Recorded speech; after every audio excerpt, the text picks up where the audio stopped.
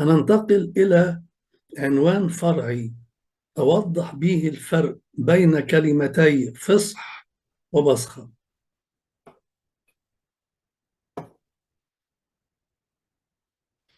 الكلمة فصح في أصلها هي كلمة آرامية، أي عبرية دارجة، بتعني باس أوفر، أي عبور، أي اجتياز الملاك المهلك للبيوت التي عليها دم خروف الفصح. أي أن كلمة فصح بتعني عبور من الموت إلى الحياة. والقديس إيريناوس والعلامة ترتليان استخدموا كلمة فصح للدلالة على يوم الجمعة العظيمة. أما كلمة بصخة فهي أيضا آرامية، أي عبرية دارجة. انتقلت الكلمة بصخة بنفس نطقها إلى اللغة اليونانية بصخة، وإلى اللغة العربية أيضا، وإلى كثير من اللغات الأوروبية الحية، وبتعني باس أوفر، عبور. الجدير بالذكر هنا أنه لا علاقة لهذه الكلمة بمعنى الألم أو الآلام.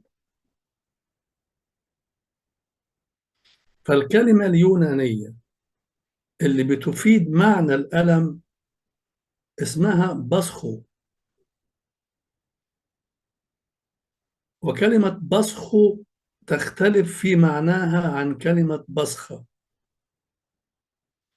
ربما حدث هذا التداخل بسبب الكلمة اللاتينية باسيو اللي بتعني الألم suffering، ولقد أطلقت كلمة بصخة في الكنيسة المسيحية الأولى على التذكار السنوي لموت الرب وقيامته معا، أي يوم الجمعة العظيمة وعيد القيامة معا.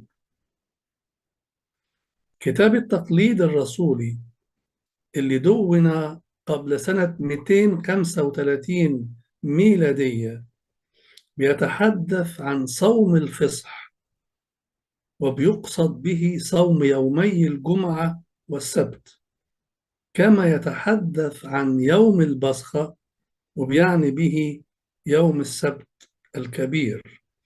وهنا لا يفرق كتاب التقليد الرسولي بين كلمتي فصح وبصخة. في غضون القرن الخامس الميلادي بدأ الحديث في مصر عن الأسبوع السابق لعيد القيامة بينحصر في تعبير أسبوع البصخة. وتعبير أسبوع البصخة أو البصخة المقدسة أو البصخة الكبيرة بنجد في كتب المراسيم الرسولية التي دونت أواخر القرن الرابع الميلادي. في القانون رقم 57 من قوانين البابا أثناسيوس الثاني نهاية القرن الخامس الميلادي، وأيضا في قوانين الرسل في تقليد الكنيسة القبطية اللي دونت في هذا الوقت، وأيضا في قوانين هيبوليتوس القبطية المعروفة باسم القوانين المصرية اللي دونت في أوائل القرن السادس الميلادي، وفي القوانين الكنسية المصرية المنسوبة للقديس باسيليوس الكبير في غضون هذا التاريخ المذكور، وفي الدسقلية العربية اللي في إيدينا حاليا ترجمة عن المراسيم الرسولية. كل هذه الكتب لا تذكر سوى تعبير أسبوع البصخة، البصخة المقدسة، البصخة الكبيرة. ومن ثم فقد توارى تقريبا تعبير أسبوع الفصح، وحل محله تدريجيا تعبير أسبوع البصخة. من أجل هذا بنقرأ في القرن العاشر الميلادي عند الأنبا ساويروس ابن المقفع تعبير أسبوع البصخة الذي هو أسبوع الفصح. مع أواخر القرن السابع الميلادي ظهر في الكنيسة البيزنطية تعبير أسبوع الآلام الخلاصية.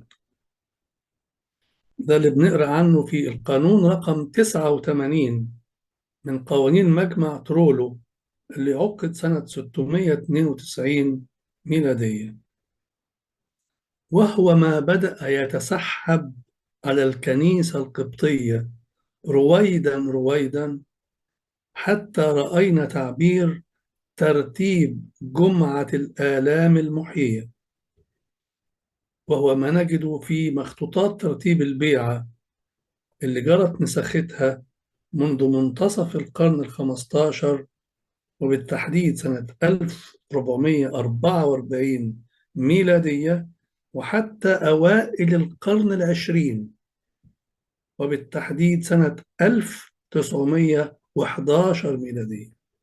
ترتيب بنقرأ عبارة ترتيب جمعة الآلام المحيية. إلا أنه بعد القرن الخمستاشر أصبحنا نجد في بعض المخطوطات النادرة اسم دلال جمعة الآلام، وهكذا خلت كتب ومخطوطات الكنيسة القبطية من تعبير أسبوع الآلام أو جمعة الآلام، وهو التعبير الذي لا نجده في كتابات آباء كنيسة الإسكندرية وقوانينهم، وحتى لا نجده في قوانين بطركة الكنيسة القبطية في العصور الوسطى.